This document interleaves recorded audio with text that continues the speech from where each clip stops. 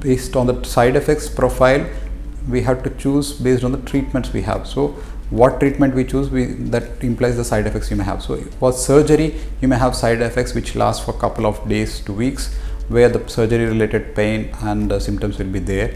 For radiation, most of the times it's painless during the initial phases, but during the later course you may have cough and skin changes based on the radiation. With the medical management, with chemotherapy, usually we have side effects like nausea, that is loss of taste, vomitings at times, and very rarely body pains. With the newer treatments, that is targeted therapy and immunotherapy, we see this sort of side effects in a different setup based on the drug we are choosing.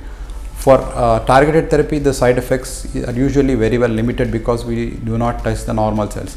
So targeted therapy, it hits only the cancer cells. The side effects are related to only the symptom relief.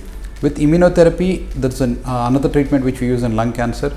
We do activate our immune system to kill the cancer cells. So by activating the immune system, we at times see side effects related to the immune system activation, like fever or cough, or at times skin rash, and symptoms related to the gut, like vomitings or loose stools. So the drug we choose or the treatment modality we choose describes your side effects. So please discuss with your treating doctor about what is the treatment chosen, and based on the treatment chosen, you will be explained about the side effects you will be having.